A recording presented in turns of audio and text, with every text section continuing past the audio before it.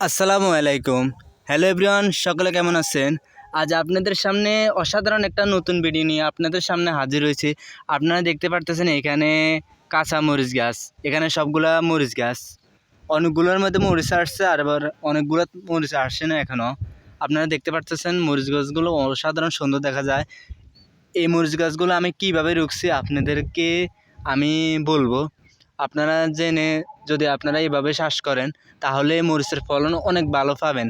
আপনারা দেখতে পারতেছেন মরিচের ফলনটা অনেক ভালো আসছে, গাছগুলো অসাধারণ সুন্দর দেখা যায়। আপনারা যদি জানতে চান তাহলে আমার কথাটা একটু শুনেন, কিভাবে রুখলে মরিচে ভালো ফলন আসবে। আপনারা সবাই শুনেন।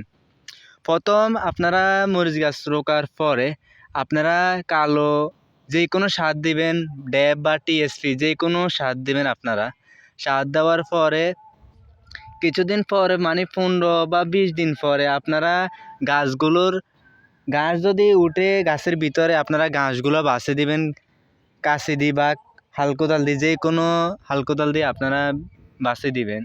এর পরে আবার কিছুদিন পরে আপনারা কি করবেন, আপনারা সাদা সার মারে দিবেন আর কি। গাছ পরিমাণ আপনারা সাদা সার মেরে দিই, তারপরে এর পরে আপনারা ভালো করে পানি মেরে দিবেন। ভালো করে পানি মারার পরে আপনারা আবার 15 দিন পরে আপনারা দেখবেন গাছের একটা পরিবর্তন।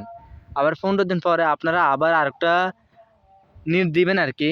গাছের গোড়া গাড়ি আবার পরিষ্কার করে দেবেন, গাছের গোড়ার একটু ঝুরঝুরকে করে দিবেন। ঝুরঝুরকে করে দেওয়ার পরে আপনারা গাছগুলো দেখবেন আপনারা কানা করতেছে, অনেক কানা করতেছে, গাছের ফলনটা অনেক ভালো আসবে।